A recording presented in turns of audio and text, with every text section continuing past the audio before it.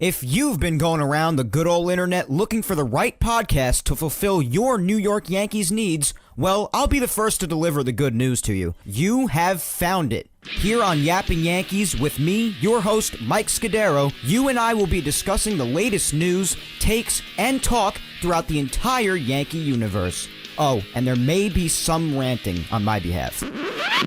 Yeah. Anyway, what do you say we get to it? Let's get to yapping! Well, hello there, my fellow Yankee fans, and welcome to episode 253 of the Yapping Yankees podcast. As always, I am your host, Mike Scudero, your friendly neighborhood Yankee yapper with the best yap in all the land, here on March 30th of the year 2025 with yet another extra large order of the Yappuccino for you. Happy opening weekend, everybody! Yes, sir! Especially if you're a fellow Yankee fan. Historic weekend, huh? Dear Lord. We're going to get into all that in a minute. But in the meantime, I do hope you're all doing well today, my friends. Second to last day in March. April's just a couple of days away. It's very hard to believe, as always. But I do hope you all had a good week. It's good to be back to another brief moment in time of back-to-back Yapping Yankees episodes 2 weekends in a row, right? Give me a hell yeah! Well, Stone Cold certainly seems to agree. But it is good to be back with two back-to-back Yapping Yankees episodes 2 weekends in a row. It's been a while since we did this, definitely since, I would say, either before the offseason, during the playoffs, or during the World Series, around that time, or I can't remember if I did 2 weekends in a row after the Soto Mets signing. It's entirely possible that I did. I would think that something that massive would warrant back-to-back weekends even during the offseason. A temporary break in the offseason bi-weekly format there, but I just don't remember for sure. But nonetheless, even if that was the last time, it still has been a while because that was well over 3 months ago now, if you could believe it. But nonetheless, it is still good to be doing this back-to-back weekends because once again, I've been keeping you guys posted on this for weeks now, and I will continue to as time goes along. I was thinking a few weeks ago that it might be tough to even do very many episodes in the month of April because of my current Series 7 studying situation, and just I got so much going on right now with that, and my job and everything, and just really, really busy these days. But I actually think I'm going to be able to get at least a couple of episodes out to you in April. Next weekend's looking like a no-go, just with how studying and everything is lining up. But the following weekend, the 13th, 2 Sundays from now, I should be able to do an episode then. Then the weekend of the 20th, if I'm not mistaken, I'm pretty sure that that is the weekend of Easter, right? It's very late this year. And I usually don't do an episode the weekend of Easter, so I'm probably not going to do one that weekend either. Going to be busy studying at the same time anyway, so there's that to add on to it. But then at the very end of April, the last Sunday of April, I'll probably pop out another Yapping Yankees episode to you then. But then at that point, I am looking to start the month of May hiatus that I've mentioned for multiple episodes now, where in the entire month of May, I'm not going to be doing an episode. Because May 15th, I'm taking my Series 7 exam, and May 1st, right from the first of the month, I mean, I've been studying my ass off already as it is, but I'm going into legitimate exile. I'm going to be locking in like nobody's ever seen before.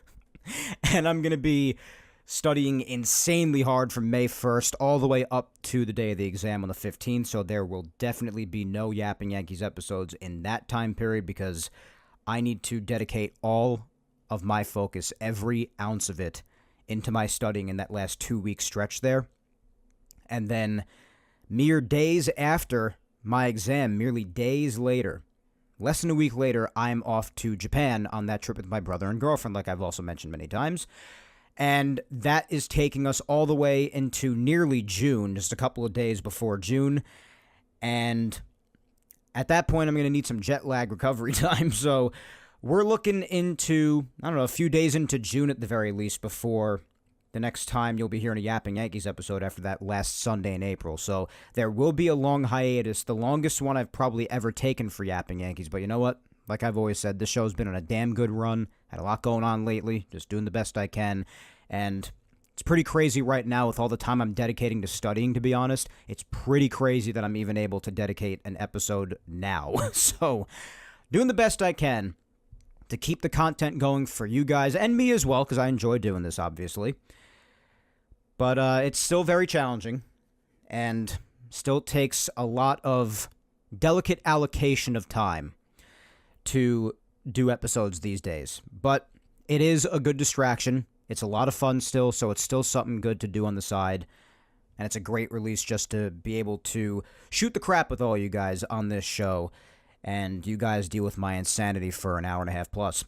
But speaking of said insanity, it is especially important to keep episodes going right now because opening weekend just came and went. Crazy, right?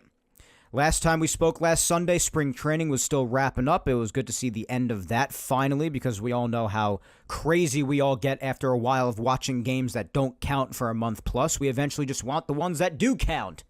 Well, we have been gifted with those, and I say gifted in all caps lock in regards to the Yankees and their opening weekend this weekend. But I did want to just provide you with that quick scheduling update as to what's likely to happen with Yapping Yankees in the coming weeks. And if there are any last-minute changes or just changes in general that I don't get to mention on this show before they actually happen in real time, then you guys know to follow me on social medias as always. I'm always posting updates on there whenever I have an update on Yapping Yankees or anything in my personal life, too, that I want to at least make public. There's some things I don't, obviously, but the ones that I think are important, especially pertaining to the Yapping Yankees schedule, then just follow me on socials, guys. Facebook, at Mike Scudero NY, Twitter or X, at Mike Scudero, and my Instagram, Mike Scuds97, especially Twitter. That is where I am most active and just giving updates minute to minute because that's what tweets are designed to do, and it makes it super easy. So especially follow me on there for any updates that are to happen that I don't get to officially announce ahead of time on this show, whether it be pertaining to this show, me, or anything else. So that's the schedule for now. Looking to pop out at least 2 episodes in the month of April. And we'll see what happens from there, my friends. But for now, let's concentrate on the here and now, because the here and now happens to be exploding with content. So let's get to said content, because there is a whole lot of crap to talk about. And we're just going to dive right into the weekly recap segment's officially back since the regular season has begun, right? However, I do not think I'm going to play the time machine sound effect just yet for Yapping Yankees because it's only 3 games we're going to be talking about, and it's just opening weekend, and we're still wrapping it up here even though the game's been wrapped up. The weekend's not even over yet, at least at the time I'm recording. I don't know when you're listening, but it's still just 3 games, not even really a full week of recap as of yet. So I don't think I'm going to play the Time Machine famous weekly recap segment introducing Time Machine sound effect just yet. God, that was a mouthful. I can't believe I got through that without stuttering. But anyway, yeah, not going to play that segment just yet, but we are going to get into recapping opening weekend in detail momentarily. But just a few things on the surface level as of now. What an opening weekend it was. Madonna Santa Mia. It was quite historic. One might even say a very loud start. It was from start to finish. Quite literally from the very start. Because the very beginning of it featured history in itself before we were even able to get into the rest of it. Because Austin Wells did end up still getting the leadoff spot once the season started. It's been Paul Goldschmidt the last 2 days. We all knew that Aaron Boone would screw around with the Yankee lineup, as he always does, and it was alluded to us, and I mentioned it on the show last episode, that Paul Goldschmidt may even get some starts against some left-handed starters, so not too much of a surprise there, and it worked out pretty nicely. But at least as of opening day, Austin Wells did get a look at the leadoff spot like he did for much of spring training when he was absolutely mashing in it.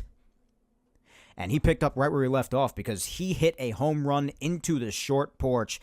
And that home run, whether or not people want to give him credit for it because of the short porch, and I must very bluntly say to you right now, I could give a rat's anus less as to who gives him credit or who doesn't give him credit for said opening day leadoff home run. I'm giving him credit for it because the only stadium that does matter during a Yankee home opener is Yankee Stadium, right?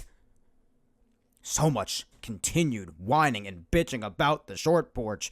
You know that baseball season is back hot and heavy when you hear that not 5 minutes into the first game of the season. But I give him credit, and that home run did signify the first time ever that a catcher batted leadoff and hit a home run to start said season in said leadoff spot in history. The first time that's ever happened. It's very easy to believe because you think of just about any other catcher that's hit leadoff. It's the first time that ever happened in general in Yankee history, a catcher hitting leadoff. It never used to happen back then, and certainly in recent history it hasn't happened. So that's definitely believable, but also just in general in history, a catcher batting leadoff and hitting a home run in the first at-bat to start the entire season, the entire offensive season for the entire team. First time that ever happened. Holy crap! Yeah, you're probably going to be hearing this quite a few times throughout this show with all the crap that happened. So that's pretty unfreaking believable.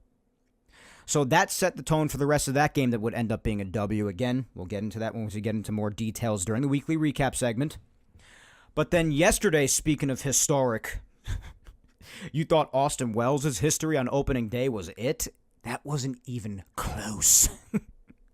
Because Game 2 would come around, and a familiar face would be starting for the Milwaukee Brewers in Nestor Cortes' first return to Yankee Stadium since last year, 2024. And obviously, we all have very non-fond memories of the last time period, or should I say series, that we saw Nestor in, given what happened involving him, even though I don't primarily blame him. We all know who I primarily blame for Game 1. But nonetheless, as much as it is ingrained in my brain for the rest of time, that's in the past, and it's a new year. So, seeing Nestor Cortes in a Brewers uniform at Yankee Stadium in the first series of 2025 was certainly interesting. Even more interesting than his remarkable commitment to his fastball even after the very first batter or two of the game.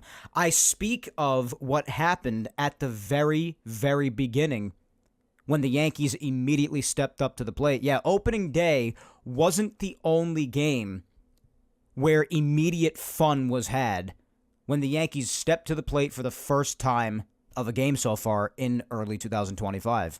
One might even say it quickly turned into a conga line. 3 home runs in a row. Again, we're going to get into all the nitty-gritty details in just a minute during weekly recap, but right away to start, 3 fastballs down the plate, 3 pitches in a row at the very beginning of Nestor's start. All of them in the seats for solo shots. Damn! Yeah. Damn is right. I was losing my mind when this was going on. I was just like, is this ever going to stop? Is Nestor ever going to throw anything other than a fastball down the plate right now?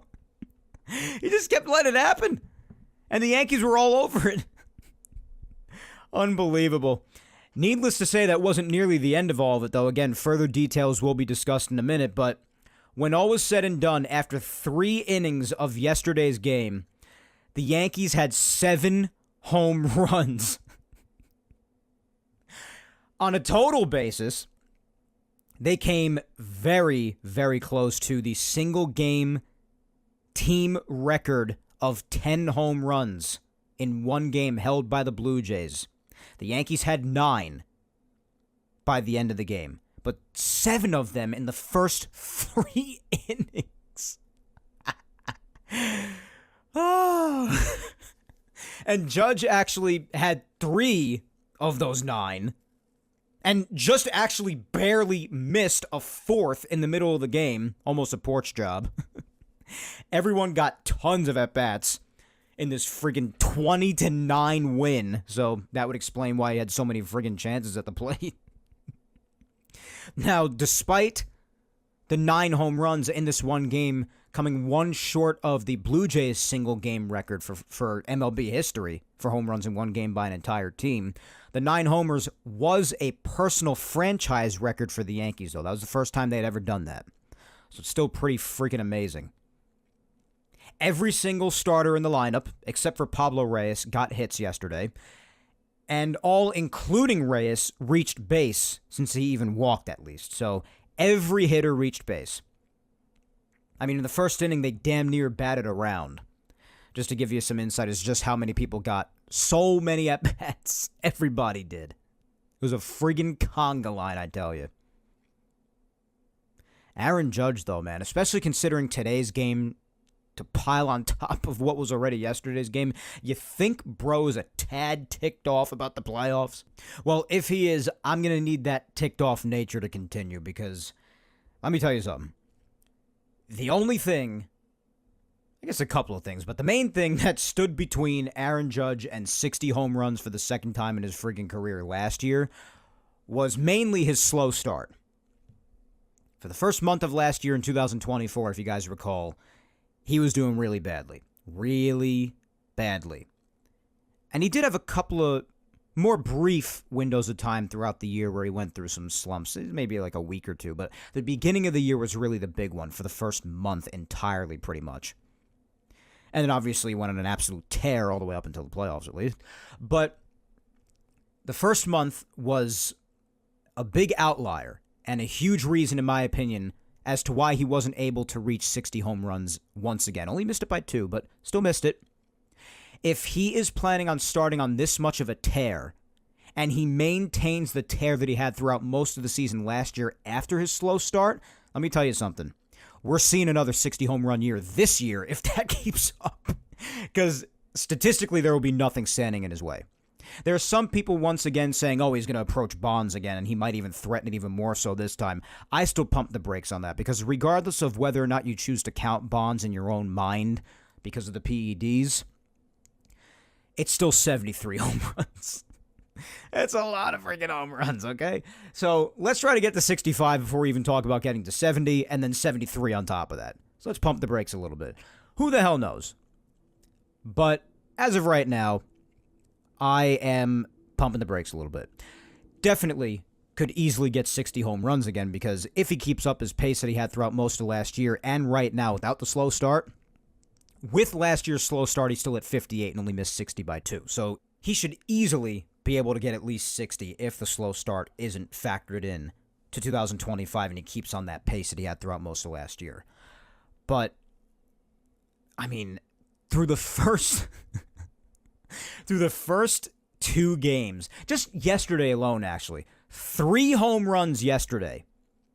His third 3-homer game of his career, by the way.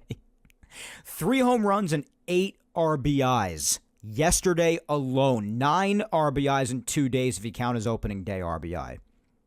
Now, after today, so you counter in the couple of home runs we saw on opening day, there were 2. You had 9 yesterday.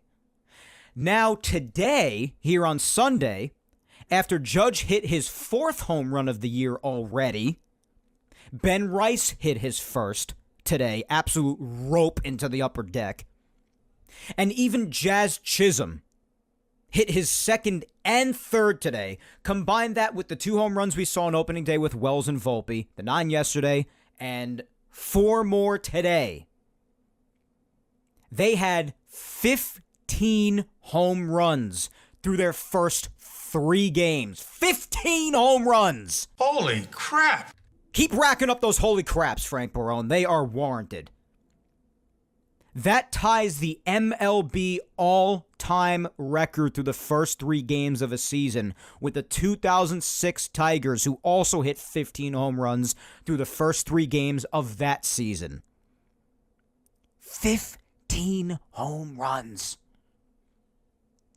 Now, there's something out there, a little bit of a controversy that may or may not have partially led to this. I'm pretty sure most of you, if not all of you, already know what I'm talking about, and I will be addressing that later in Yankees news. Hold your horses. But regardless of how you want to spin absolutely anything, that controversy, Yankee Stadium right field dimensions, blah, blah, blah, blah, blah, blah, blah, it is still extremely impressive. And you switch any other opposing fan base into our shoes and give them Yankee Stadium right field dimensions, I guarantee you they wouldn't be caring at all, and they would be having just as much fun as we do, because basically everybody's a hypocrite when it comes to that.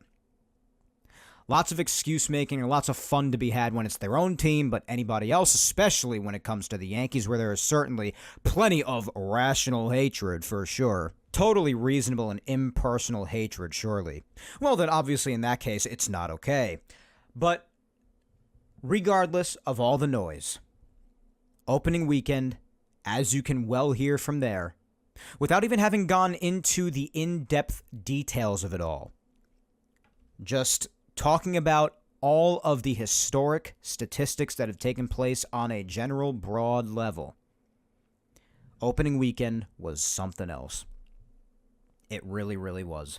So let's not waste any more time. Let's get right into weekly recap and talking about how this all went down, starting from the beginning on Thursday afternoon. Now, I was not able to watch this game in full because I was at work. Fortunately, because I have so many great people following me on Twitter, somebody was gracious enough to give me their Spectrum account. I actually want to give them a shout out here on the show because of how appreciative I am to that. Super, super clutch and so nice, honestly. Definitely did not have to do this, but so awesome to hook me up like this. It was so great to be able to access this and not have to worry about getting an illegal stream or figuring out some sort of other way to do it, because the game was on ESPN. And even if it was on Yes, I do not want to download that pile of dog crap Gotham Sports app. So at NY Yanks 4, the number 4, Life 93 on Twitter. Dominic Santoro is his username. The NY Yankees 4 Life 93 is his handle. Go give him a follow. Super cool guy. Gave me the Spectrum account and allowed me to watch the game that sort of way, here and there, whenever I had free time at work. But nonetheless, that was so cool of you, Dominic. Thanks once again. I wanted to give you an official shout out here on the show for being so freaking awesome. But nonetheless, I was still able to, even if it was times that I couldn't afford to watch it because I was busy or whatever, I was still able to generally keep up with the game. And it was still going on by the time I left work, because it didn't start till like the early mid 3 o'clock hour, and I got out of work at around 5. So I was still able to watch at least the last few innings of the game. By the time I got out of work, it must have been like the 6th, 7th inning, something like that. So I was still able to catch probably the last third of the game or so without being interrupted at work because I had left for the day, but nonetheless was still able to generally keep track. And obviously we know the peril that the starting rotation is in and how I feel on a general basis about Carlos Rodon. But he started the game. I do have to give him credit. You give credit where credit is due, even if you just have a personal gripe with somebody based off how they have acted on and off the field. But nonetheless, Carlos Rodon, like him or not, had a very nice opening day start. Final line was 5 1/3, 4 hits, 1 run, 2 walks, and 7 strikeouts. That 1 run coming off of just his usual obligatory home run BS. That is just to be expected at this point from Carlos Rodon. He did get a win for his efforts, well deserved. And the bullpen was on lock after that, except for the very end, which it still got done at the very end, but very scary moments there in the 9th inning, but we'll get to that in a second. As far as the offense, like I had mentioned before, much like the entirety of the weekend, it was an immediate and very loud start. Austin Wells right away with this historic leadoff home run in the leadoff spot as a catcher for the first time ever. And credit to ESPN for the audio. That is ripped into right, back at the wall. See ya! Home run! What a start. Yankees on top 1-0. Let me tell you something. That's Joe Buck coming back to commentate baseball for the first time in a long time. And ordinarily, I was very harsh at times of Joe Buck. I mean, my pinned tweet on my Twitter says as much. But let me tell you something. That is more energetic and enthusiastic than I have ever heard Joe Buck on a Yankee game or any other game otherwise. And if that is the energy to expect from him from now on, in games commentated, whether it be baseball or anything else, I am all for Joe Buck coming back because, my God, it's about time that man does not sound like he's on robot settings anymore like he used to back in the day. A lot of good energy on that call, honestly. I really like that. And not just with the Yankees, if he were to sound like that anywhere else, because he always sounded flat back in the day. And I know it was for more of an unbiased feel on a national broadcast, so I get that, but got pretty boring at times. Now, that's really good. And keep it the same on all sides. You could still be excited about all sides instead of sounding like you're half dead on all sides. But, yeah, good stuff. The history from Wells and Buck on the call. So, beyond historic home run for Austin Wells, getting them off to a really, really good start. And Rodon made it through the second unscathed. And then after that, Volpe hit his first home run of the year. Solo shot that made it 2-0 in the bottom of the second. So, the Yankees off to a very powerful start. Top of the third, the Brewers answered right back off of Rodon. With Rodon's obligatory home run, Vinny Capra, solo shot, made it 2-1. Then another run was not to be seen until the bottom of the seventh, but before that, Rodon would go again 5 1/3.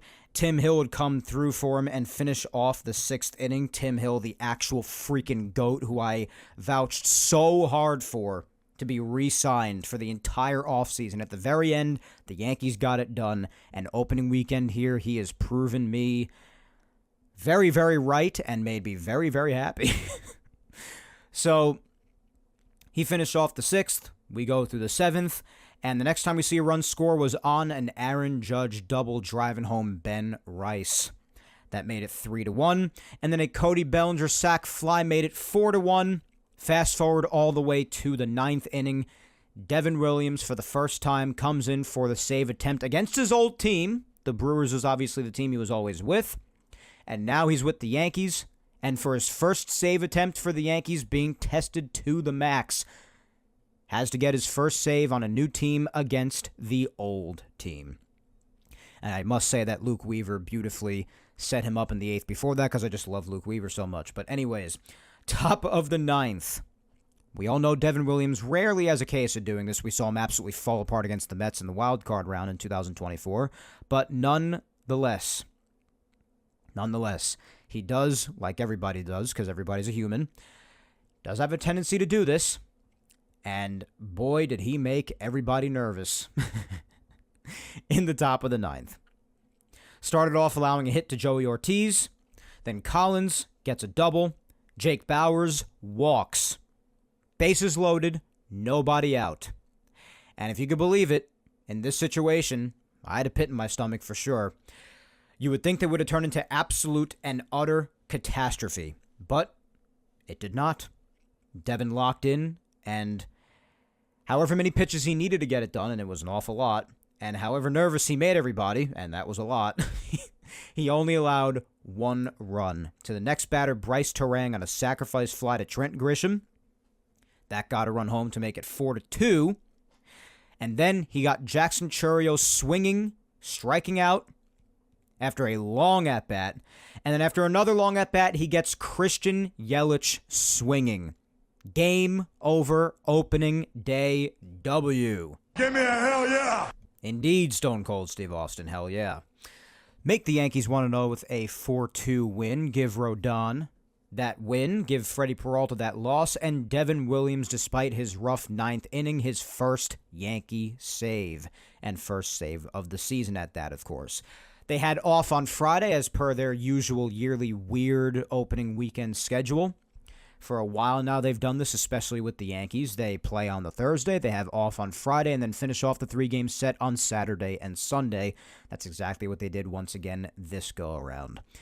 Yesterday, the real historic game started. And for this game, I'm honestly just going to majorly let the clips speak for themselves, especially because I broadly touched on a lot of what happened in this game. There are a lot of other home runs of the 9 that I did not mention when I was generally touching on everything in the open.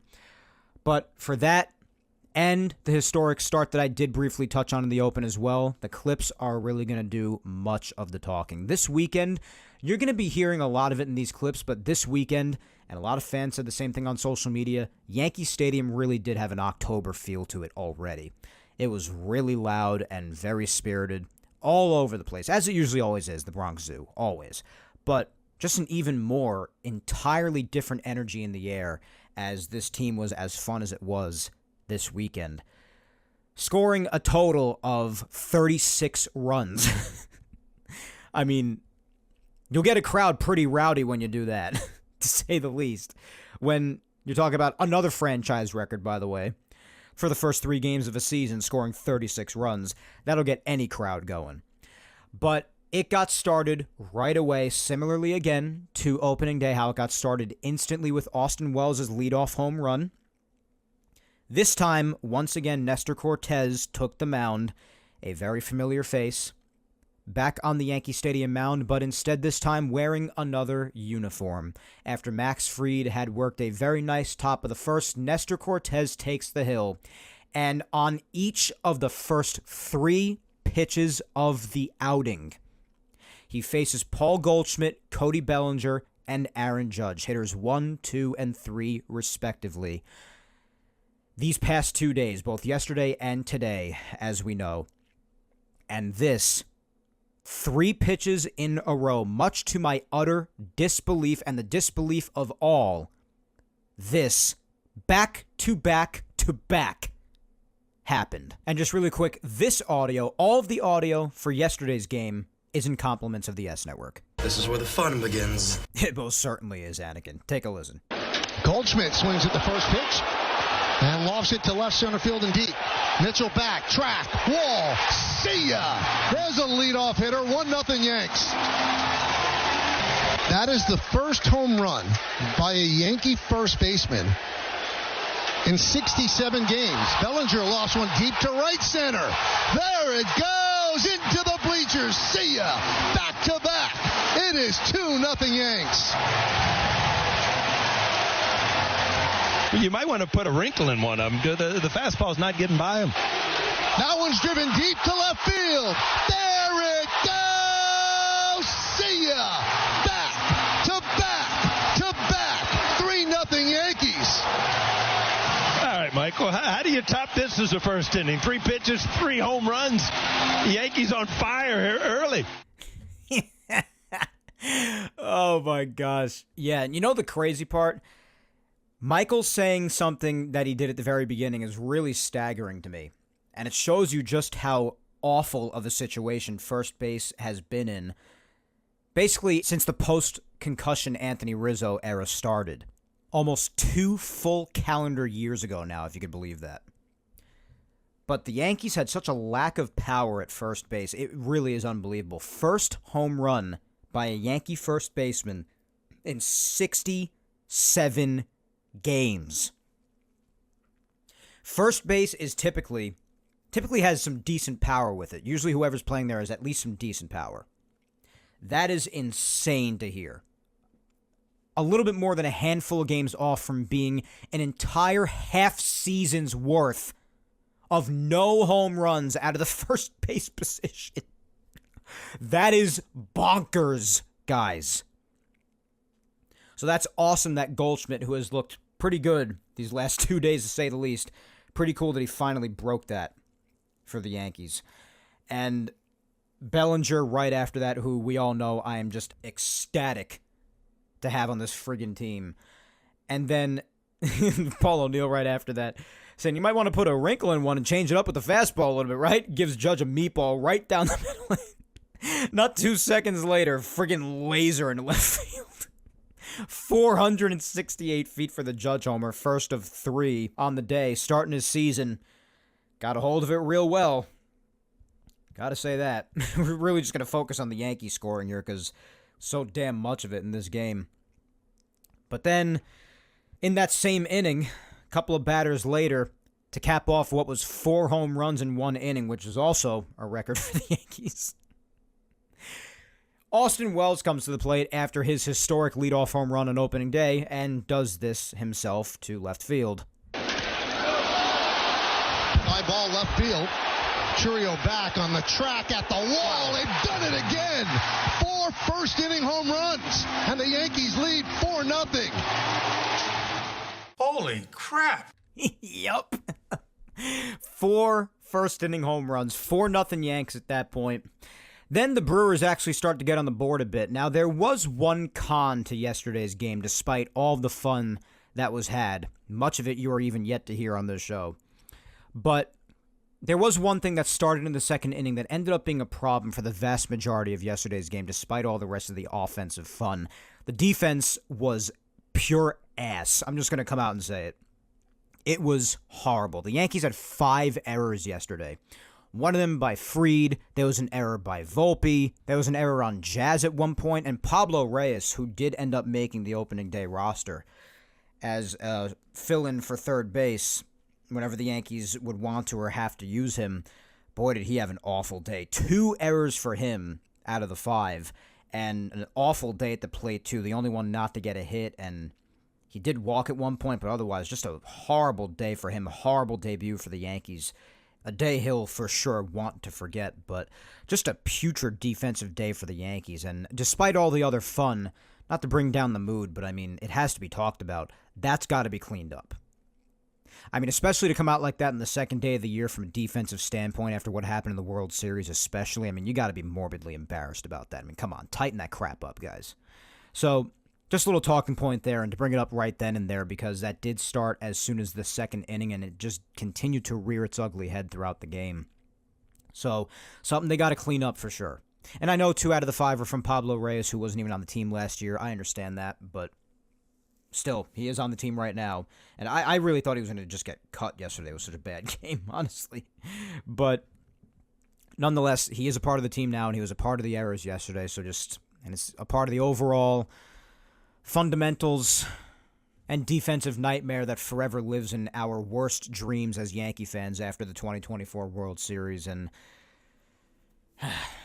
don't have to go over all that again. But anyway, just clean that up. That's all I really have to say about that. Anyway, after all that was said and done, in the top of the second, it was 4-3 Yankees. Brewers brought it within 1.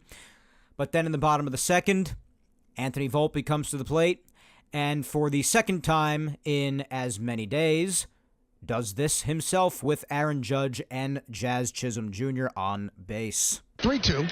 High fly ball, left field. Churio back, track, wall, see ya. The bat worked. A 3-run home run. It is 7-3 Yankees. Home run palooza. Wasn't over there yet, though. Bellinger did get an RBI single to make it 8-3 in the bottom of the third, 1 inning later, as he continued to just hit his ass off in the first couple of games as well. And after that, the bases were loaded for the captain, and for the second time on his young season and on the day, with the bases loaded, does this. High fly ball, left field, Churio back, track, wall, see ya! A grand slam for Aaron Judge, and the Yankees are pouring it on! Wild. Absolutely wild. That made it 12-3. They weren't even done that inning, though. As a matter of fact, the very next batter wasn't done yet because Jazz stepped back up to the plate and for the first time of his young season, went right ahead and continued the home run parade. High drive, right field. There it goes. They keep on doing it. See ya. A home run for Chisholm. The 7th home run for the Yankees. A 13-3 lead. Yep, that was that 7th home run in 3 innings. Historic once again, like so many things were this weekend. Bottom of the 4th, Cody would get a sac fly that made it 14-4. And then, right after that sacrifice fly, the captain steps up to the dish once again and decides to make his landing in left center field, this time in the garage next to Monument Park, leaving the park, and significantly so, for the 3rd time in the afternoon. High fly ball, center field. Mitchell back, on the track, at the wall, see ya! 3 home runs for Aaron Judge! They've done it again! A record 8 home runs in 1 game by the Yankees, and it's just the 4th inning. And they still weren't even done yet. And that was already a record, and they felt the need to capitalize with a ninth later on. Speaking of that, we'll get to that in a second. But then in the bottom of the sixth, after the Brewers scored a couple, or the Yankees scored a couple more to answer right back, Bellinger RBI single to make it 17-6. Judge with an RBI double that damn near missed his fourth with a potential porch job, but it did not make it out as a double off the wall, driving Bellinger home. Made it 18-6, putting a cap on what was a 4-for-6 day with 8 RBIs and 4 runs scored for the cap. Unreal game. Absolutely unfriggin' real. So at that point, it was 18-6. Bottom of the seventh. It was nice to see him. He did end up making the roster. Oswald Peraza comes to the plate for the first time of 2025, and despite it being just his first at-bat in game number 2 here, even he wanted in on the home run conga line. Drill deep to left field. There it goes. See ya. The Yankees' 9th home run of the day. They did it again. Mayhem. And rightfully so. It was 20-6 after their historic 9th home run of the day. Even Peraza again getting in on it. Ultimately, the final score was 20-9. So the Yankees, for the first time in years, score 20 or more runs. And it was just absolutely wild. You consider anything on the pitching end, which was really not as much of a discussion. I mean, the thing that was next on the list of discussion after the home run barrage was probably just the defense. But otherwise, you want to talk about pitching. Max Fried, he unfortunately didn't make it through 4 2/3, because his pitch count was elevated, and then unfortunately for most of his time after that, he wasn't too sharp to begin with in his first outing, but he really was just a massive victim of the errors. One of them was his own fault. He did have one of the 5. But otherwise, just really a huge victim of a lot of just putrid defense out in the field. And his final line will let you know that. 4 2/3, 7 hits, 6 runs, but only 2 of the 6 were earned. That's when you know. 2 walks and 4 strikeouts to go along with that. No homers allowed, so he kept it in the park. And then the one who came in after him to finish off that 5th inning and then also pitched the 6th is the one who got the win. That would be Yoendris Gomez. It's good to see him back in the major leagues. And by that point, obviously, it wasn't a headache at all for the rest of the pitching to get it done because of the massive leads that they had for the rest of the game. We did see Carlos Carrasco also come out for long relief in the bullpen, and he was absolutely terrible. So despite him pitching pretty well in spring training, good to know that once the season starts, he still cannot really compete of late at the major league level with his stuff as he continues to age. He's in his late 30s now. We all know this. Still good to have around just for the purpose of depth, and I know it's only one game, but did not do a good job despite having a big lead. I don't want to sound like too much of a pain in the ass complaining when the Yankees had the lead they had, but it's still the truth. Well, I do hope you all enjoyed that clips montage. I mean, I think yesterday's game warrants that. I was glad to gather all those clips in order to emphasize this part of the show because, again, it's warranted. Yesterday was that incredible. We move on to today's game, the final game of the recap, before we move on to some Yankees news and discussions, and then capping it off with our social media segment at the end, as always. But the third and final game featured Marcus Stroman against Aaron Savali, who the Yankees have creamed a lot. So I was expecting nothing less in this game other than them doing a very nice job off him once again, and that's exactly what happened. But Stroman didn't start out too sharp either. Didn't look too great. He shaped up as the start went along. The start of it was, the very beginning was pretty rough, though. In the first inning, a lot of stuff was just spinning right over the plate or just landing nowhere close. Just not really competitive pitching. But ultimately, his final line wasn't brutal. 5 2/3, 5 hits, 3 runs, 1 walk, 3 strikeouts. We all know he's not a strikeout guy, especially at this point of his career as he's getting older and pitches to contact more and more. But could have been worse, especially when you consider how that first inning was. It could have been worse, definitely. And obviously the GOAT Tim Hill after that, absolute freaking legend. Closed down the 5th and pitched the 6th after that. Mark Leiter Jr. came in, and he did his thing very nicely in the 7th inning. Fernando Cruz came in, and despite his awful spring, pitched a scoreless 8th, so that was nice, and the Yankees had a big lead at these points. And new acquisition, who we'll talk about in the news segment momentarily, Ryan Yarbrough. Should be a familiar name for everybody in Yankee land. Pitched a scoreless 9th as well. So, Stroman doing okay, and the bullpen locking it down after that, as per usual. Despite having a big lead, but still getting it done. This game also featured a lot of offense. The Yankees actually did find themselves in a hole for the first time this weekend after Stroman gave up a first-inning run, but they answered right back. Starting off the game almost instantly once again in the bottom of the first, with Paul Goldschmidt on first after starting the game with a leadoff single. The captain steps up to the plate for the 4th time this year and just in the last 2 days alone. Hits another absolute tank to left field to give the Yankees a 2-1 lead. Oh my gosh. The captain, man. I wish he did this in the playoffs, but you know what? It's the regular season right now, and it doesn't change how amazing of a baseball player he is generally. I'm sorry. I mean, yeah, you get on him for the playoffs, and it is a massive friggin' problem.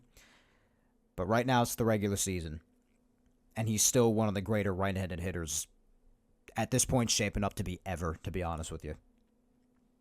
Statistically, at this point of his career, with how many games he's played, how many at-bats he's had, and what he's accomplished in that window of time, he already is probably amongst the best, if not the best. I'm just saying.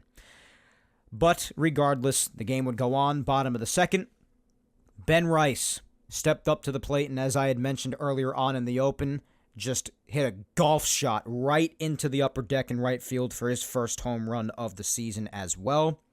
Bottom of the 3rd, Jazz Chisholm comes up again for the 2nd time of the year so far at this point. Hits a 2-run shot to add on 2 more runs, making it 5-1. Then in the top of the 4th, the Brewers answered back with a 2-run shot off the right field foul pole by former Yankee Jake Bauers. Nice to see him again. Stroman is the kind of pitcher who would rope one right down the right field line again, so it wasn't too surprising. And I'm sure Brewers fans had no problem with the short porch at that point, but regardless, that made it 5-3, bringing the score a little bit closer, but the Yankees didn't let it get any closer than that and capitalized big time to follow. Started off in the bottom of the 6th with a wild pitch that drove in Aaron Judge, made it 6-3. Austin Wells hit a ground ball, driving home Jazz Chisholm. So RBI ground out for Wells, making it 7-3. And they kept on going in the bottom of the 7th. Paul Goldschmidt, RBI single into right center field. Brilliant piece of hitting by him. Nice to see him getting off to a great start after a solid spring. Bellinger, another sacrifice fly after that, giving him his 6th RBI already on the young season, making it 9-3. And then, to add insult to injury, Jazz steps up to the plate after that, still in the bottom of the 7th, and he lines one right down the right field line into the right field seats, anywhere between, I think it was like 345 and 350 feet. It was around 345 feet. Right down the right field line, ropes it, and it is a 3-run homer. His 3rd home run of the season already for Jazz. That made it 12-3, and that was the final. The Yankees sweep the Brewers the hell out of New York after scoring, as I said before, a combined 36 runs, with all of the other history I've already mentioned made throughout the entire duration of the weekend. And what a weekend it was. Wow, is all I have to say at this point, really. Just remarkable. Absolutely remarkable. So the Yankees 3-0 to start the year. Very nice start for sure. Tomorrow, as far as what's ahead for the rest of the week, tomorrow they have the day off. Tuesday, they welcome the Diamondbacks into town. Very interesting. 2 interleague matchups to start the year right away. And I actually thought the Brewers would put up a pretty good fight, and so would the Diamondbacks. I'm not counting them out at all. The Diamondbacks have a good team in some areas for sure. But They are welcoming the Diamondbacks to town nonetheless, starting on Tuesday for a 3-game set, Tuesday through Thursday. All 3 games are at 7:05 Eastern. On Tuesday, we'll see Will Warren get the ball for his first start in 2025. Interested to see what he's going to do after he had a very majorly good spring.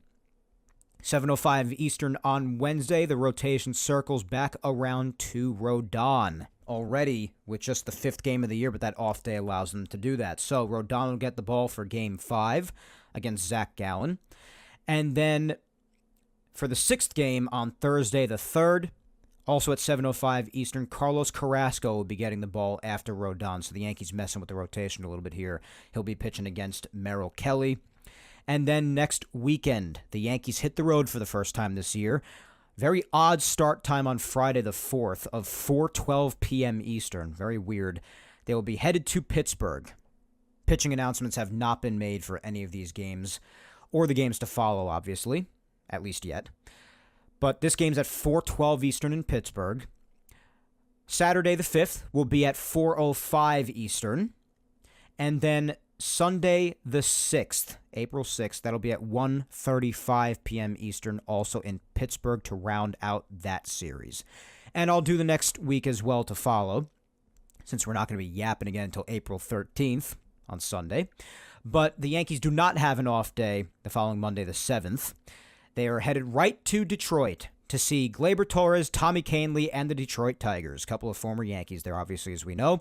And even though he was in the minor league system, I guess you could also consider a third former Yankee, kind of, in Trey Sweeney. He's also a Tiger. But nonetheless, they're headed to Detroit starting Monday the 7th. The first game will be at 6:40 p.m. Eastern. The same thing for Tuesday the 8th, also in Detroit. And Wednesday the 9th, also at 6:40 Eastern. So again, all 3 of those games on at the same time. And just from a programming notice as well, just so everybody's aware, I reminded people of this as much as I could last year, and I'll continue to do the same this year. Wednesday games on Prime are back, just so everybody's reminded of that. For the Yankees, it'll be on Prime both on Wednesday the 2nd and also on Wednesday the 9th. Both will be on Amazon Prime Video, both Wednesdays, just so everybody's aware. Thursday the 10th, the Yankees have an off day. Then they return home for a weekend series for the weekend of the 11th against the San Francisco Giants. First game on Friday will be at 7:05 p.m. Eastern. Saturday the 12th will be at 3:05 p.m. Eastern. And the next time we yap again on Sunday the 13th, barring any changes that I will let you know about, Sunday the 13th will be at 1:35 p.m. Eastern in the Bronx. Yankees and Giants. That is what's ahead for the next couple of weeks, since, again, we are not going to be yapping again until Sunday, April 13th. What a first 3 days, though, guys, right? Incredible. Absolutely incredible. So 3-0 to start, and we'll see what this Yankee team has going forward once they begin their first full week starting Tuesday on April 1st. As of right now, let's move on to some Yankees news for this past week, and there is plenty to talk about despite only a week having passed. I'm unfortunately going to have to start Yankees news on a very sad note, actually. But last Sunday, not long after I had uploaded my last episode, actually, episode 252 last Sunday, the 23rd, it hit social media that there was actually a very tragic loss in the Yankees family. Everybody remembers Brett Gardner, obviously. Cherished Yankee that wanted nothing to do with any other team, stayed here for less money, didn't matter what anybody else offered him, loved being on the Yankees, and even so much as was willing to just sort of drift away and vanish into the wind, kind of. Not even really officially retire, just because he did not want to be on any other team other than the Yankees, and he was willing to just sort of dissipate into the wind rather than go to any other team. And obviously the Yankees couldn't really afford to keep him on anymore. They had better options, so it kind of just dissipated. But he was okay with that because he cherished the Yankees and loved the Yankees that much, and the Yankee fans loved him all the more for it. We all knew that that's how he was the whole time. So a very beloved Yankee in that sense, definitely, and with a lot of good moments as well. Was the last standing member of the 2009 championship team, too. Have to say that as well. But nonetheless, all of that aside, Brett Gardner and his family had announced on Sunday night that he and his wife had lost their youngest son, Miller Gardner. He passed away at the age of 14. I mean, I wish I could find the words for that. I really can't.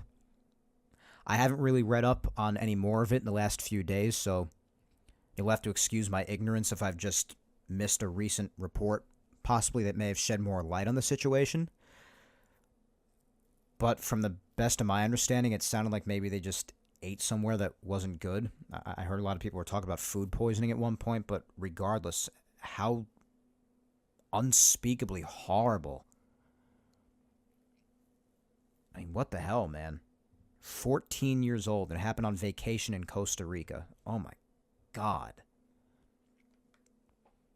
I was speechless when I heard this, and now even reading it a week later, I'm still in disbelief reading it. It's a parent's worst nightmare. It's something that nobody should have to go through, and Brett Gardner, least of all, bro. Brett's awesome, man. Sure, he has a lovely family. I don't know them personally, but absolutely awful. I don't really know what else to say about it. It really does render me speechless when I talk about it. It's a nightmare. It's an absolute nightmare. So, all my thoughts and prayers and everybody else's to the Gardner family. It's tragic. Absolutely tragic. And they mentioned it on opening day as well. Held a really long moment of silence at the stadium before the game, rightfully so. I can only imagine in my wildest dreams what the Gardner family is going through right now. It's just unspeakably horrific. So God bless all of them. I feel absolutely horrible for them. Absolutely awful. And I hope somehow, someday, they're able to find peace, because I don't know how they do, but I hope they do. Horrible.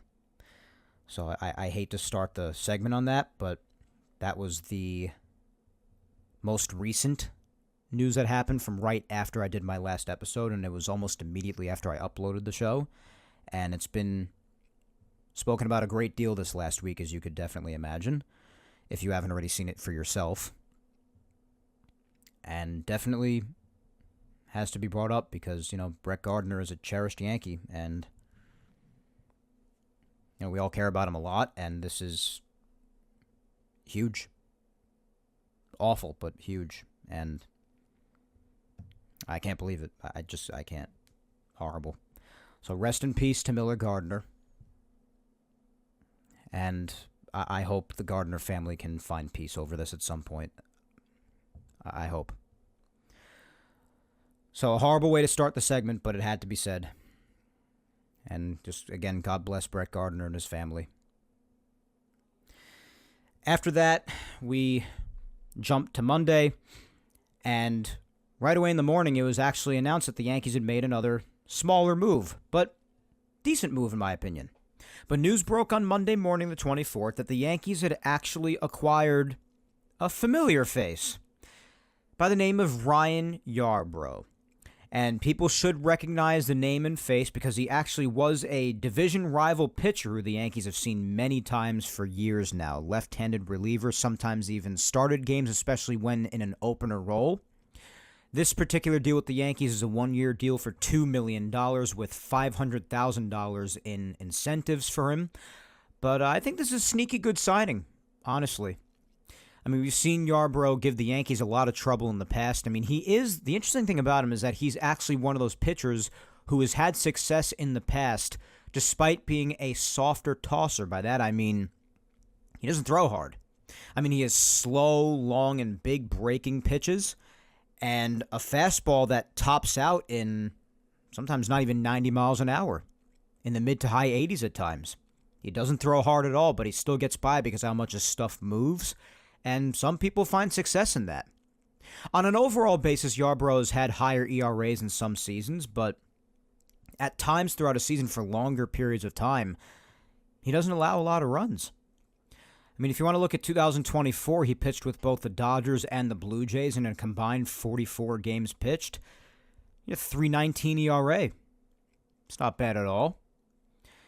You go back to the beginning of his career, we mostly remember him, for Yankee fans at least, as a Tampa Bay Ray. That's where the Yankees saw him a lot. In the first year of his career, in 38 games, 6 games started, he had an ERA of 3.90. Could have been better, could have been worse. He had a lot of innings pitched, 147 and a third. Didn't have a bad season per se. Then next year, his ERA was a little bit higher in the low fours, but then in 2020, you make what you do with that season, obviously. In 11 outings, 3.5 ERA, not bad. 2021, like a lot of people in general, didn't have the hottest season. First full season back. ERA in the fives. Then he floated in the fours for a couple of years, and in 2024 was really when he started to turn things back around for the better, like we saw with some aspects of him earlier on in his career.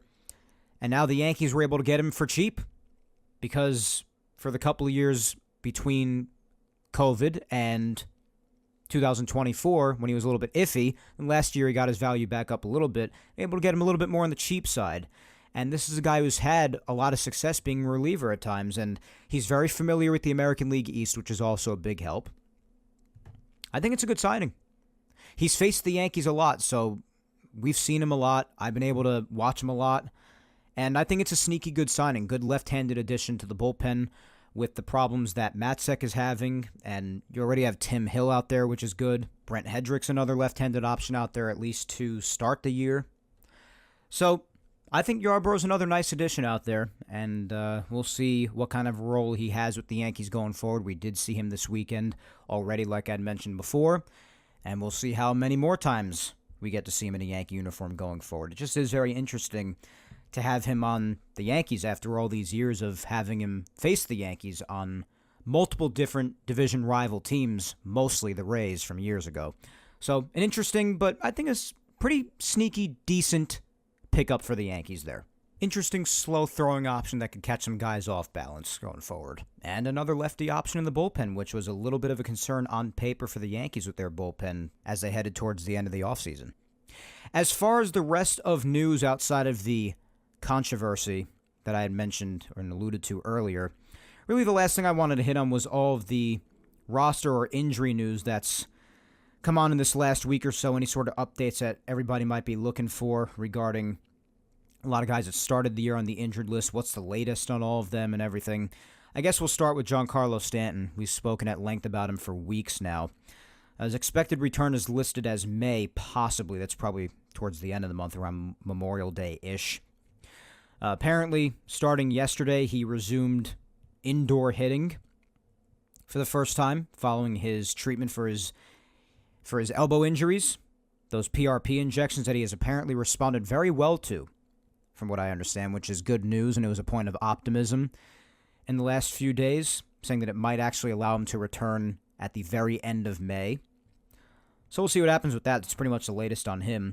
Ian Hamilton, with the illness that he had, this viral illness that he had towards the end of spring training, he's expected to return right when he can be activated on April 8th. He did start his minor league rehab assignment with AAA yesterday as well, and right as soon as he's eligible on the 8th, he's expected to be activated. So only a matter of time for Ian Hamilton. As far as Jake Cousins, he might not be too far off either. We know that right forearm strain that he had that was announced in spring training, his injured list date was March 27th, and he was put on the 60-day. He did resume his throwing program back on March 3rd, as we know. He increased that to 90 feet on March 17th, and then on the 27th, right when the season started, placed on the 60 days. So they're still having his expected return be April, so I assume in that case, as soon as he's eligible, he'll be back. They'll have to open up a 40-man roster spot for him, though, since he's coming off the 60-day.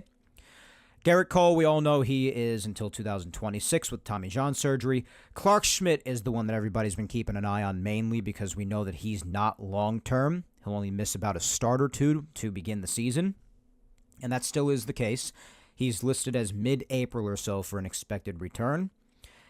And on March 17th, we know that was the start he was scratched with, and he did throw a bullpen instead, threw 32 pitches. on March 20th and averaged around 94 miles per hour, according to Aaron Boone, and he'll continue just basically building his stamina back up in the coming couple of weeks until he is reactivated off the injured list. Maybe, I would say, within the next week and a half or two. That's what I would expect from Clark. It'll be nice to have him back, take a little bit of strain off the rotation. That is already missing Garrett Cole for the year and Luis Heel until the summertime, pretty much. So, it'll be nice to get him back and ease up the rotation a little bit. That has been through a lot of suffering right out of the gates here for 2025. But that's basically the latest for Clark Schmidt, basically just building stamina at this point until he's reactivated within the next couple of weeks. Clayton Beeter is expected for a May return. We know that he had that right rotator impingement syndrome for his shoulder. He's had a couple of shoulder issues since arriving with the Yankees, unfortunately. He's just continuing to throw side sessions. No date has been set for him being in game action, though. Might still be a little while till we see that. We know that from the onset, Cashman said that it would be a while for him, so we'll keep an eye on him as well. Tyler Matzik, we just mentioned him before with his strained right oblique. His expected return is at some point in April. We know that the strain was moderate, as they put it, and he got that pretty early. It was back on February 25th, so he's been dealing it for a while. He was already considered asymptomatic back on March 7th, and he threw a bullpen on March 17th and on March 20th as he continues to just work his way back. So hopefully we'll see him back out in the Yankee bullpen as another left-handed option shortly. DJ, again, nobody's wishing for no injuries or anything, but I think it's pretty safe and fair to say that nobody's looking to rush him back either by any means. Nonetheless, still got to give the update with his left calf strain. His expected return is still April or May. I would more so say May if I had to say, because I don't think the Yankees are in a rush to get him back either, if I'm being quite honest. Or at least I hope not. But he resumed his baseball activities in mid-March, hitting off a tee and moving around. And he was taking ground balls on March 22nd, about a week ago. So he's doing activities, but we'll see when the Yankees are willing to or even want to reactivate him and how that'll impact the team. I think the team's looking pretty fine without him or any of the other dead weight that was on the team before. So I would just stay the course if I were them, but we'll see how they choose to handle it when he's ready to go. Luis Heel, just mentioned him before as well, with his right lat strain. His expected return is just the summer, possibly June. I've personally said, despite the possibility of being completely wrong, but I personally have said that I would be shocked if he were back before July, and I'm sticking to that at this point in time. But he received a PRP injection of his own on March 6th, and we all know that he was also on a strict no-throw schedule for at least 6 weeks, and we are still in the midst of that. So we shall see how that continues to go, but he's still not throwing. It'll be a while for him. Johnny Lowe, my boy, Jonathan Loaisiga, his expected return is still listed as late April, early May. As long as it's not irrationally rushing, let's hope it's late April so we can see him join that bullpen and create that lethal three-headed monster at the back end there alongside Weaver and Williams. But that's the deal with Loaisiga. He's still coming back from his right UCL surgery that he got at the beginning of last year, obviously. Still recovering at the tail end of it. But he was thrown from a mound as of March 4th, and he's still just working his way back since, so we should see him probably within the next month or so, I would say.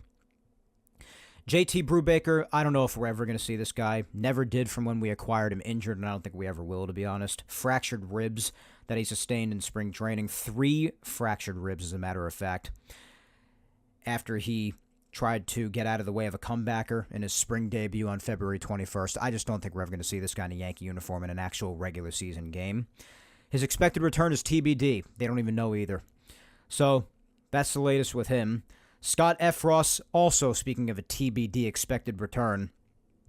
Same thing with him, with the left hamstring strain that saw him grab at it after throwing one single pitch on February 25th against the Twins in spring training to give him a grade 2 hamstring strain. So he received his PRP injection as well. A lot of those to go around lately. But even Boone said about him it's going to take some time. So we'll see if we ever see Scott Effross in a big league game in a Yankee uniform ever again. Just patiently waiting at this point.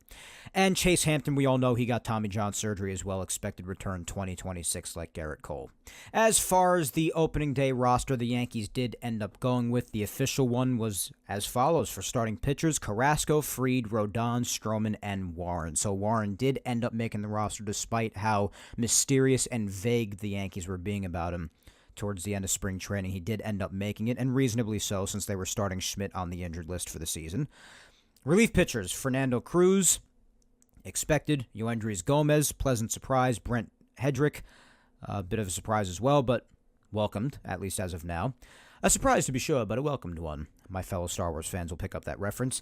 Tim Hill, the GOAT; Mark Leiter Jr., Luke Weaver, Devin Williams, and Ryan Yarbrough. Catchers: Austin Wells and J.C. Escara, as I was happily saying last episode, still thrilled for him. Infielders: Cabrera, Chisholm, Goldschmidt, Peraza, I was very happy to see that, Pablo Reyes, Ben Rice, and Anthony Volpe. So the only one I was really pleasantly surprised to see was Peraza. I was surprised in general to see Pablo Reyes, but good for him for getting the shot. Game 2 is obviously an absolute train wreck for him, but we'll see what happens with him going forward. Outfielders: Bellinger, Dominguez, Grisham, Judge, totally expected. So that was really it. So they ended up carrying, as far as pitchers, 13 pitchers and 13 hitters. So that's how they chose to map out their 26-man, at least to start the year. Obviously, see the roster shifting and moving at many points throughout the season. So that ought to change as time goes along. People get injured. People come back from injuries. You just make a move from somebody down in the minor leagues, bringing them up, sending someone back down maybe. So things are always shifting and moving all season long, but that's at least the roster the Yankees chose to open the season up with for opening day. And given all the injuries that they were met with right away, basically in spring training, I think by the end of it, what we were all expecting, I think much of that roster that they chose to go with was not really much of a surprise at all. Lastly, for Yankees news, and I put this under this category because I kind of wanted to save it for later. I would have spoken about it during the games, but I just kind of wanted to focus on the excitement of the games and just talk about what happened specifically within them. But since it is a talking point and it definitely is news to a lot of the baseball world, not just the Yankees universe, figured I'd put it in the news segment and sort of have it finish off the show at least before the social media segment. There's been a lot of discussion going around about a certain thing that somebody noticed regarding the Yankees in the last couple of days, especially amidst the home run barrage yesterday.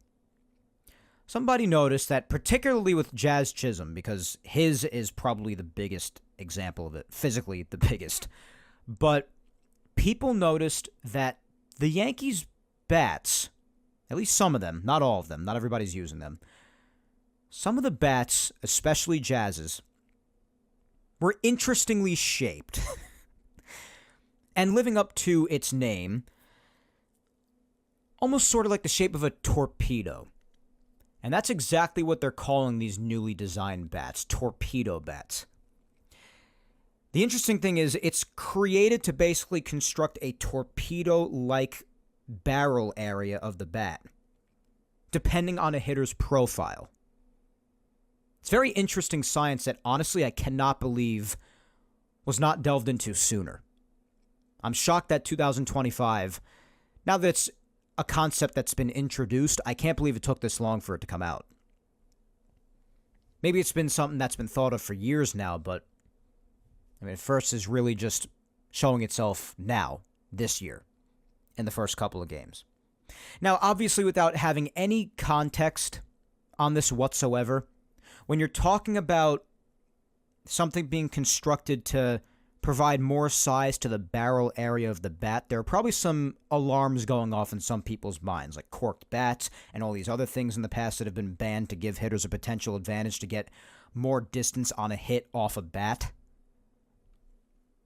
And there's been a lot of noise about this in the last couple of days because of it. Now, I haven't really paid much attention to this noise, and I'm going to sink it pretty quickly here and diffuse it as a big deal because it really isn't. Well, first off, by citing that it is perfectly legal. And tons of the most respectable reporters in the industry have already written articles and put up posts about it and have cited that it is perfectly legal. citing the rules of what is allowed and what is not allowed for a major league bat, and even reminding people that before a bat is used in any game in Major League Baseball, it always has to be approved beforehand. So if these are being used, that means they were approved, and it was confirmed to have been approved by the league.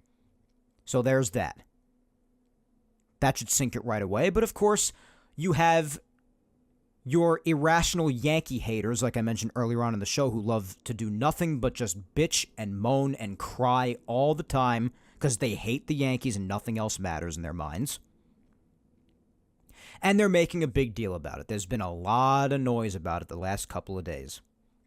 Anything to diffuse what was yesterday's game, that history-making game. On top of it being perfectly legal, I will also say that for the people making it solely a Yankee problem, because you imagine that there are a lot of people doing that, they just want to make it a Yankee issue and nothing more. It's something the Yankees are doing. The piece of crap Yankees are cheating once again, because I've convinced myself in my head that that's always what they do throughout all of history for every ounce of success that they have, because I just hate them so much. And I like to ball bust and be a D1 hater because I think I'm a regular riot because everybody thinks they are. So whatever the reason may be, a lot of noise is being made, and it is just that, my friends, noise. And regardless of what anybody else may have tried to convince you of the last couple of days, this is actually also something that other players on other teams have experimented with. As a matter of fact, a Twins beat reporter, the Minnesota Twins, they came out just today refuting the claim that the Yankees are the only ones experimenting with these bats that are perfectly legal. Ryan Jeffers of the Twins was seen in picture and video. It's all over the internet if you want to see it for yourself. He was seen using this torpedo bat as well. So not only is it perfectly legal, but it is also not something that only the Yankees are using. If Ryan Jeffers on the Twins is using it, surely other players are too, and more proof of that will only continue to come out in the coming days. This is a new concept that is being tested around, not just with the Yankees. Even if it is just one other guy, at least as of right now, it proves that it's not just a Yankee thing. So all of the crybabies out there, like Trevor McGill, brother to Tyler McGill on the Mets, Trevor McGill, pitcher for the Brewers, who the Yankees just got done facing, trashing the hell out of the Yankees, saying that this is just another cheating scheme that Major League Baseball let the Yankees get away with because it's the Yankees. Well, why don't you answer for that, Trevor, you and your big mouth. Anyway, this exposes that it is not just a Yankee thing, and nobody's letting the Yankees alone get away with anything. Again, people have irrational hate for the Yankees, and that's fine, but that shouldn't get in the way of telling the truth and just being honest and giving the facts, and not just butthurt preconceived notions. So, Ryan Jeffers uses it as well. It is perfectly legal. It's going on in other areas around baseball other than just the Yankees. And even aside from all of that, in case you haven't noticed, I guess some people need this reminder. And I would say this just the same if anybody else was doing it, as long as it's deemed perfectly legal and anybody else could do it. I mean, listen, if you want your team to get in on it so badly, it's legal. Your team could do it. Go right ahead. But as a reminder for some other people, in case you haven't noticed or maybe you've forgotten, pitchers in Major League Baseball have had a huge advantage for years now, with velocity and mechanics only getting higher or better and better in recent years as time goes on. Even if one may argue it could be resulting in that many more injuries too, and severe ones at that, but that's a story for another day. But with pitchers having the advantage, or the advantages that they've had for years now, league offensive averages as a result being as low as they have been for years now, amongst the lowest ever. I mean, whether it be the juiced balls from years ago, the juiced baseballs, or this, with the torpedo bats. I mean, you don't think someone, somewhere, is going to find a way to maybe give a little leeway, a little bit more of an advantage back towards hitters, towards offense, to raise the league average a bit more again? We see it every bunch of years, especially when pitchers have a massive advantage, and as much as we hate to admit it, more offense gets more eyeballs. Pitching is an elite and special craft that definitely deserves a lot of attention and appreciation as well, but it is just a fact that offense draws viewers and attention to the sport. It's the pendulum, guys. It swings. And this is it swinging towards offense once again. I mean, how much more could it swing towards pitchers without anybody's arms just detaching from their bodies and flying off in outer space at this point? But you get my point. So I'm not surprised that this has happened at all from that standpoint. And if you want to get into the nitty-gritty details of what is legal and what isn't legal as far as Major League bats, I got a little bit more information on the legality of all that for those with thicker skulls than a steel wall. Take a listen, why don't you? There was a post from a gentleman on Twitter or X named Joe Pompliano. Sorry if I mispronounced your last name, Joe, but that does sound about right, especially with that little Italian accent that I got there. But he even tweeted out, there seems to be a lot of confusion about the Yankees' new torpedo-style bats, but they are perfectly legal. MLB bats must be made from one piece of solid wood, be no more than 2.61 inches in diameter at their thickest part, and not exceed 42 inches in length. No problems here with the torpedo bats. Well, there you have it, guys. And whether or not you personally feel that these bats should or should not be allowed, if you fall into the camp of people who think that these should not be allowed, that's fine. You're perfectly entitled to feel that way. But if you feel that factually they are not allowed, well, you're just plain wrong.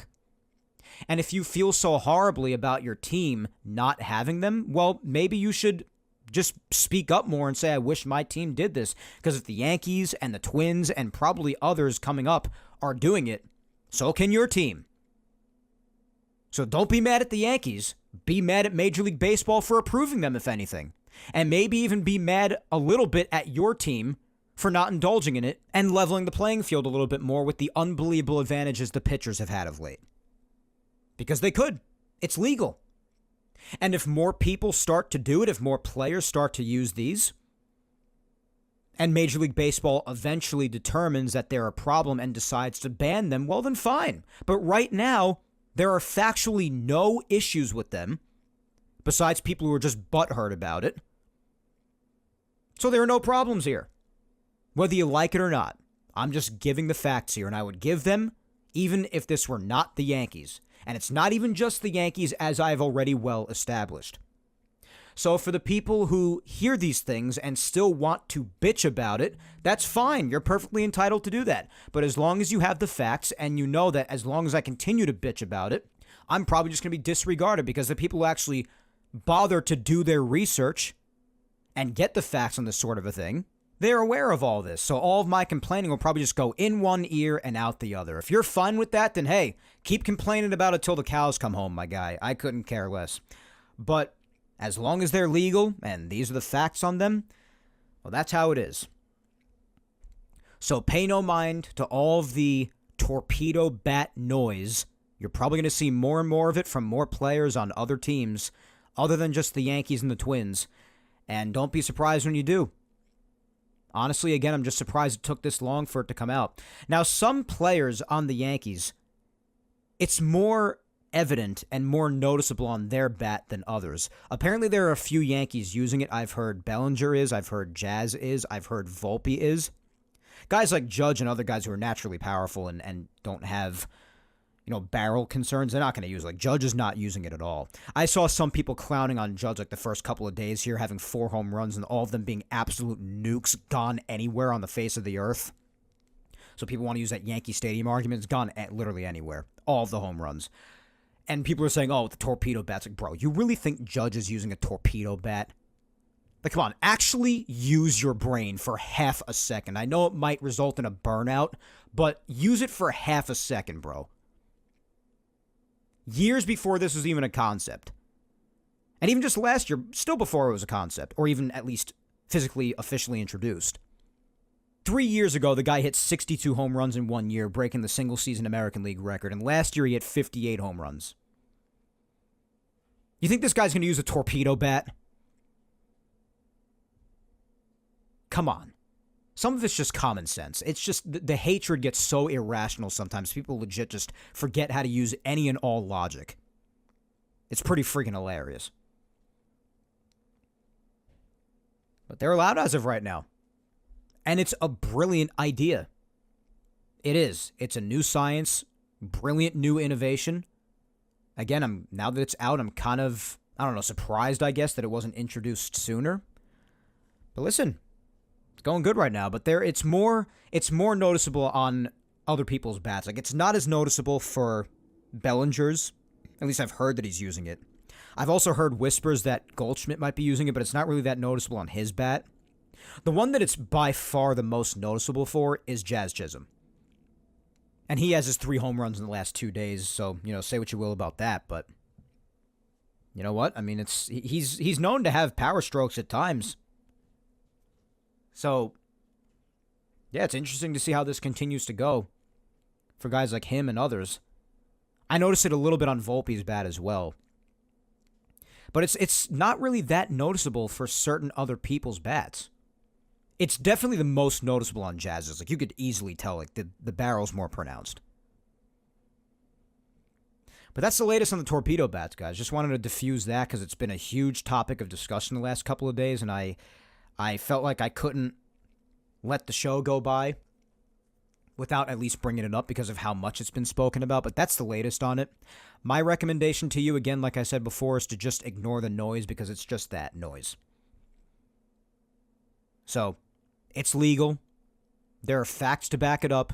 It is not only the Yankees doing it, and there is proof to back up every single thing that I have said in this segment about it.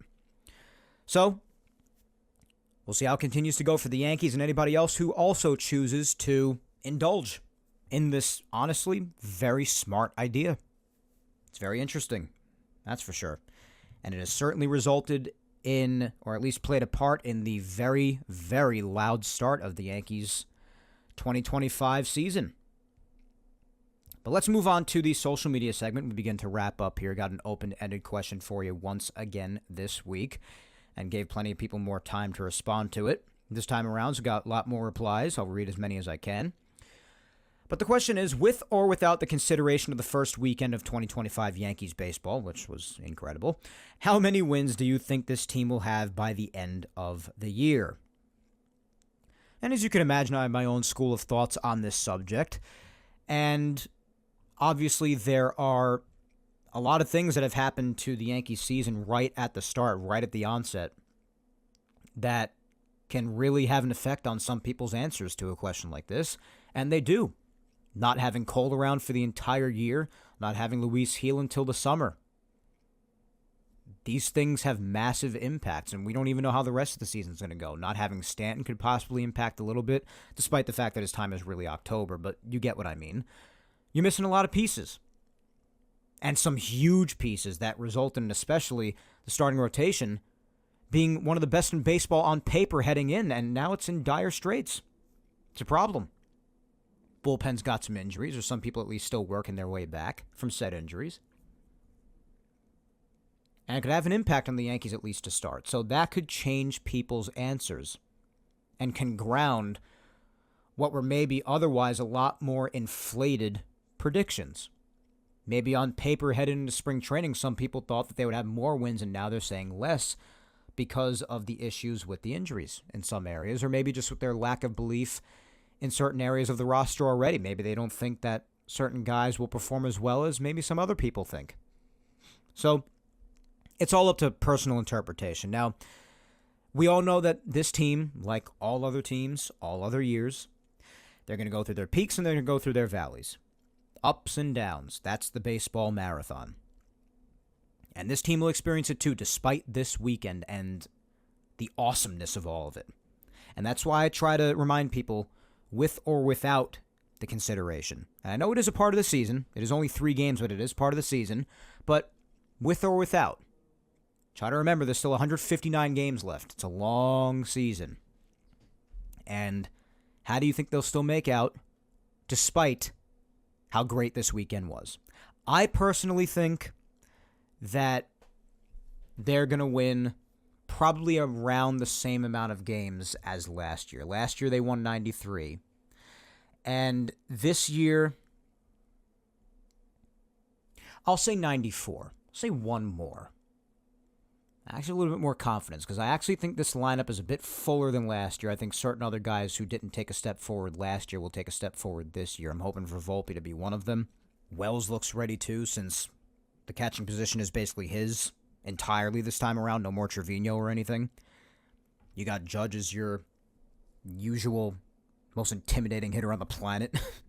And then you have his supporting cast and new acquisitions like Cody Bellinger, who, as we know, I love having, and I'm so excited that he's here ever since the trade was announced.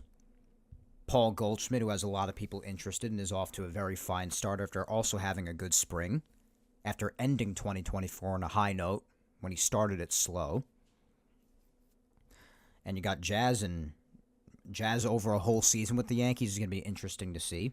His numbers as a Yankee so far collectively are very good. He definitely did not do much of anything for the vast majority of the postseason last year, and I have not forgotten that. But over the course of an entire regular season, at least, it'll be interesting to see what he can do. You got Jason. He's a kind of a big question mark, but that'll be fascinating. See what he can do with an entire season. Hopefully he stays healthy as well. Ben Rice is back for another go-around. DH opportunity, or maybe even getting some looks at first base again with a platoon or a defensive sub-in or what have you, but he already got off to a rockin' start today with hitting his first home run of the year already. I talked about last week how he looked bigger since last year, got some more size, and it's evident so far. You got Waldo off to a decent start, see what he does whenever he's put in, or wherever he's put, mostly at third base, I imagine, like we've seen. And you hope that lineup could carry a weaker pitching staff. I wouldn't say weaker, but just more injured pitching staff. Not necessarily weaker, but weaker as a result of injuries.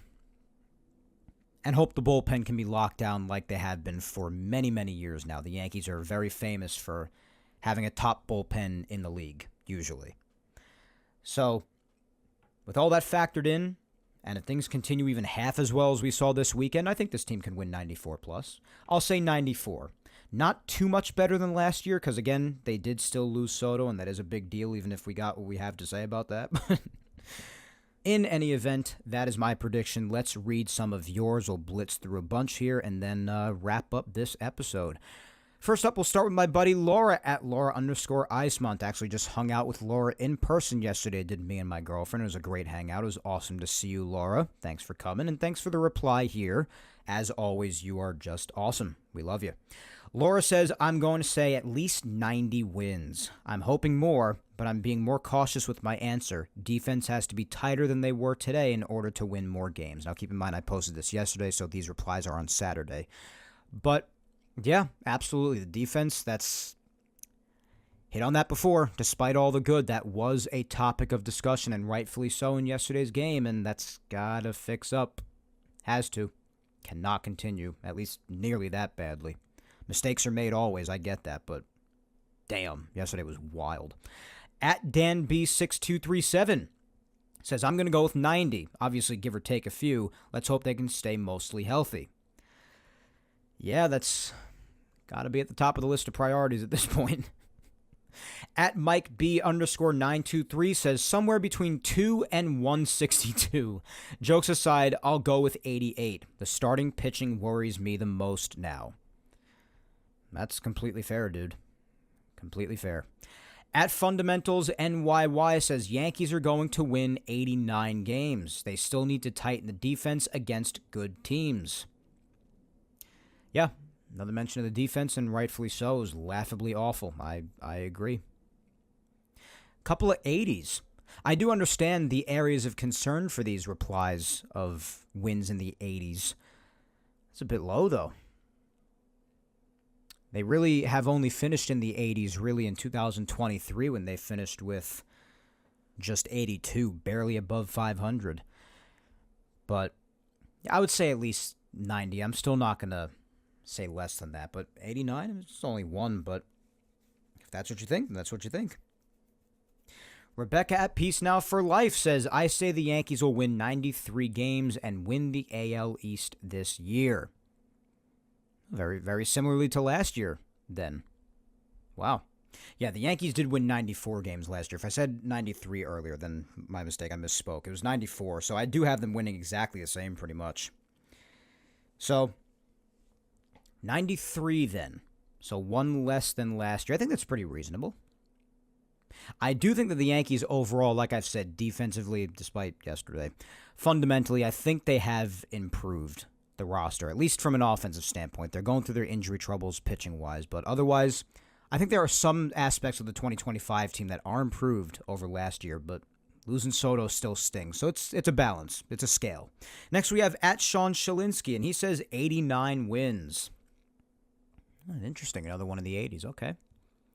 At New York Puck says, I think they can win 91. That seems attainable. The lineup should be potent.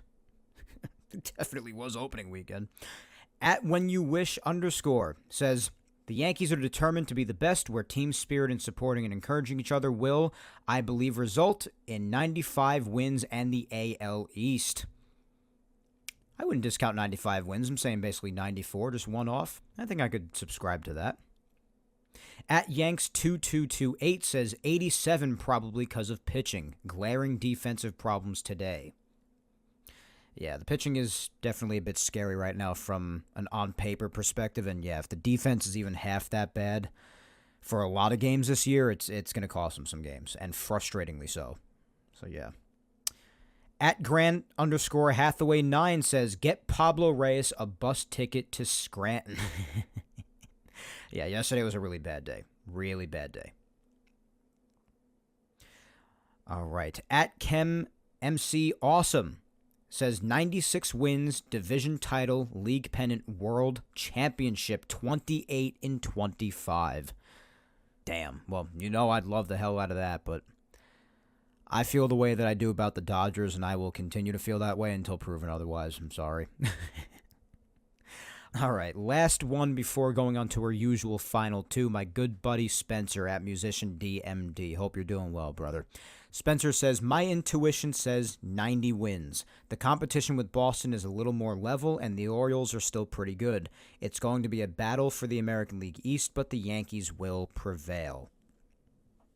Yeah, 90 wins or less, and people predicting that to get the AL East. Like I said a couple of weeks, or just last week actually, if that many wins the division, it's going to be weak this year. Maybe the teams are close to each other, but from an overall winning standpoint, win total and record, if that wins the division, then that's on the weaker side. But yeah, we'll see what happens. I do think still that, with or without this weekend, I do think the Yankees are going to be better than any of the others. I could be wrong. It's 159 games left, for crying out loud, but I don't know. I like the Yankees winning the East. It's just, it's tough to put a definitive finger on what their record will be, considering all of the factors with the team right now. It's a little difficult to make a prediction. It's a long season and a lot's happened. A lot can still change going forward as a result of a lot of what's happened. So, only time will tell, but... All right, final two. First up, my girlfriend at Vic Salimo, and she says 85 wins. Wow. That's pretty low, I'm not going to lie. I would definitely say a bit more than that. I would put the frequent reply of 89 that we heard as my floor. If they get less than 89, I'll be surprised. But I think if they get more than 94, 95, I'll also be a little surprised. Because, listen, this weekend was great, but they're not going to be good like this every single day, naturally. So they're going to have their bad days, too. Everybody does. So if they get over 95, I'll say that I would be a little bit surprised. If they get over 100, I'll be very surprised. But if they get over 95, I'll be generally sort of surprised. But if they get less than 89, I'll also be really surprised, but not in a good way. So that's the sort of mindset I would put around my opinions, given some of these replies, my girlfriend's and others, and my own thoughts. So 85, that's pretty low. But we'll see. You could be right. Who knows? And last but not least is my mom at Julia Gina Scudero. My mom says, last year I predicted they would win 100 games. They came fairly close. So this year, I think I'll lower it a bit due to the hit we're taking in our bullpen and rotation especially, and say 93, which is what they actually won last year. They won 94. But same difference, one game. So far, this first week of baseball has been completely enjoyable to watch. I hope it lasts. Thanks, Mike. Let's go, Yankees. Well, yeah. I hope it lasts too. That'd be nice. It's not going to last to this degree, but we might get other days like this, but it's not going to last long term, obviously. That's impossible, unfortunately. I wish it were possible, but it's not. That'd be lovely, though. But yeah, the hits they're taking in the rotation, and even the bullpen a little bit too, you're absolutely right.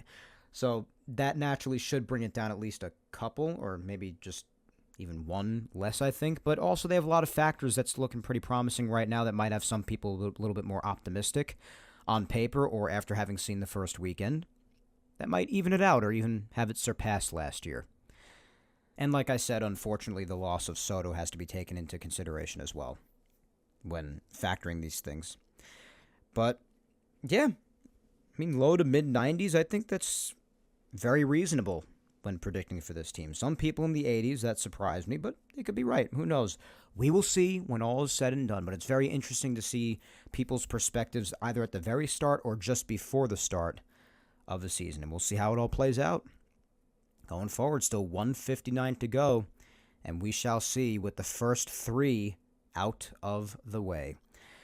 But speaking of the number 3, that is all for episode number 253 for today. My segues are just chef's kiss. Sometimes.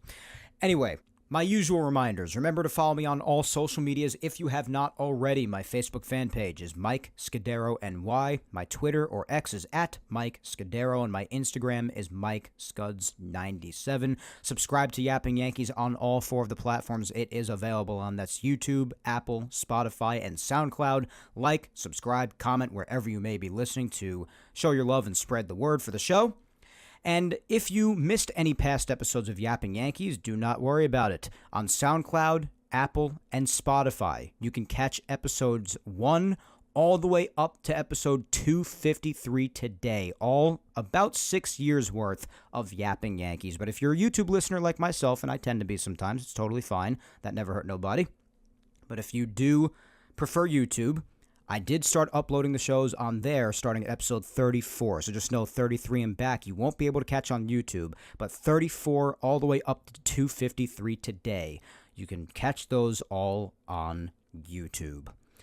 Otherwise, once again, I thank you 3,000 for listening to me yap today. As always, my good friends, I have been your host, Mike Scudero, and we shall yap again in 2 Sundays. Don't forget, 2 Sundays, April 13th, when I come at you with episode 254 of Yapping Yankees. But until then, guys, as usual, hang in there, be patient, please stay safe, look out for your loved ones, go ahead and kick life's ass this week, as always, my friends.